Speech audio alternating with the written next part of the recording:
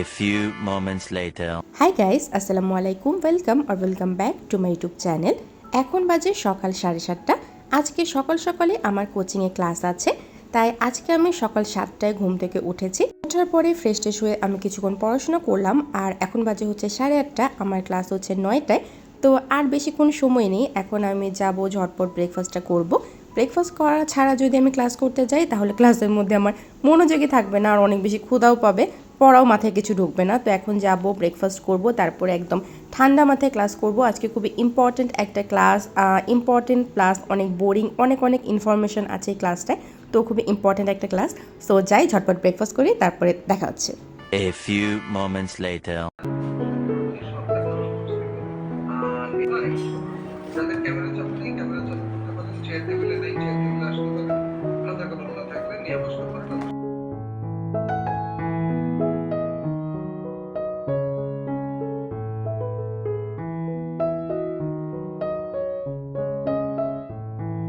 আমার যেদিন সকালবেলা ক্লাস থাকে, আমার কাছে মনে হয় আমার সেই পুরো দিনটাই অনেক বেশি ভালো যায়।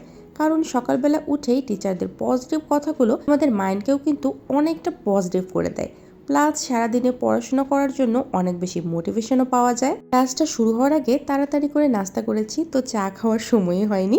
আমি ক্লাস শুরু করার পরে আম্মু আমাকে চাটা বানিয়ে দিল, তো সেইটাই নিয়ে এখন টেবিলে বসে পড়লাম। আসলে সকালবেলা উঠে আমি যদি 1 কাপ চা না খাই, আমার ঘুম যেতেই চায় না, আর কোনো কাজে মনোযোগও আসে না। এখন আজকে আমাদের যে ক্লাসটা করানো হচ্ছে সেটা হচ্ছে জিকের সরকার ব্যবস্থা, এই টপিকটা। তো এটাও খুবই একটা বোরিং ক্লাস, আর এই ক্লাসে না এনার্জির অনেক দরকার। আর এখন চা ছাড়া আমার কিছুতেই এই ক্লাসটা করা পসিবলও হতো না। তো ঝটপট করে চাটা নিয়ে আসলাম।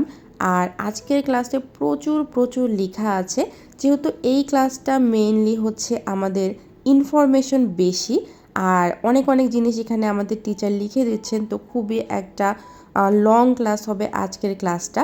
আমাদের ক্লাসে যা যা পড়ানো হয় সে সব ইনফরমেশনগুলোই কিন্তু বইয়ের মধ্যে দেওয়া আছে।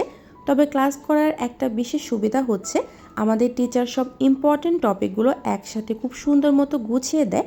বইয়ের সব কিছু একটু এলোমেলো থাকে, তো সেই কারণে এই ক্লাসগুলো কিন্তু অনেক বেশি হেল্পফুল হয়। সো আমার ক্লাস শেষ। আজকের ক্লাসটা ছিল 2 ঘন্টার একটা ক্লাস, তবে লেকচারটা বড় হওয়ার কারণে একটু এক্সটেন্ড হয়েছিল ক্লাসটা, আর ফাইনালি ওটা শেষ। তো এখন আমি একটু বাইরে যাব, আমাদের কোচিং থেকে নতুন একটা লেকচার শিট দিয়েছে, তো ওইটা আমি প্রিন্ট আউট করে নিব। আমি চাইলে কোচিং থেকেও নিতে পারতাম, তবে আমার কোচিংটা যেহেতু অনলাইন বেসড আর এটা ঢাকা থেকে পরিচালিত হয়, আমি যদি শিটটা নিতে যাই তাহলে আমাকে এখন কয়েকদিন ওয়েট করতে হবে, প্লাস একসাথে অনেক স্টুডেন্ট লেকচার শিট নেয়, অনেক সময় অনেক দেরি হয়ে যায়। তো আমি আর রিস্ক নিলাম না, আমি ভাবলাম এখান থেকে প্রিন্ট আউট করে নিই। তো সেটাই এখন করতে যাব।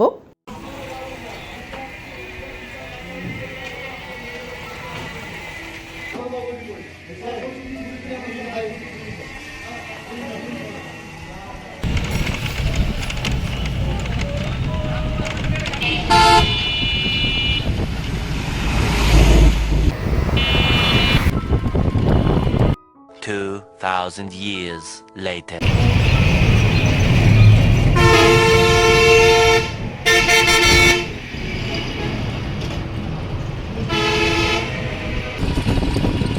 আমি জাস্ট বাসায় আসলাম। আজকে আমার আর অন্য কোনো কাজ ছিল না, আমি জাস্ট প্রিন্ট আউটের জন্যই গিয়েছিলাম।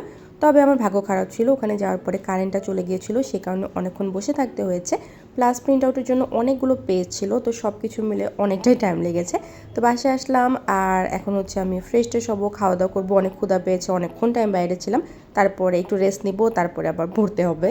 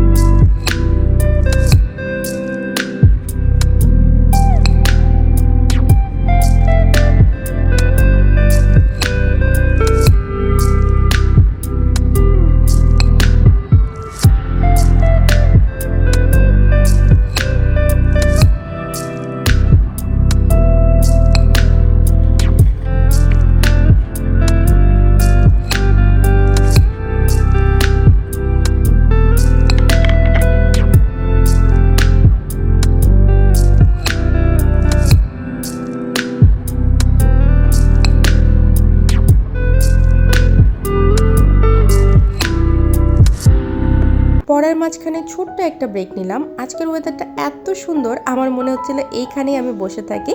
বাইরে রোদ আছে তবে গরম নেই, খুব সুন্দর বাতাস হচ্ছে। আর আকাশটা দেখুন, আকাশটা কি সুন্দর না? এরকম আকাশ না আমার খুব ভালো লাগে।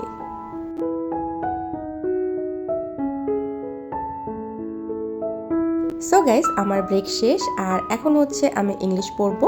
পড়ার মাঝখানে কিন্তু এরকম ছোটোখাটো ব্রেক নিলে আমাদের সবার জন্য হেল্পফুল হয়, এটাতে কোনো ক্ষতি হয় না। খুব শর্ট একটা ব্রেক নিলে দেখা যায় যে মাইন্ডটাও রিফ্রেশ হয়, পড়ার মাঝখানে যে একঘেয়েমিটা সেটাও দূর হয়, আবার পড়ার জন্য এনার্জিও পাওয়া যায়।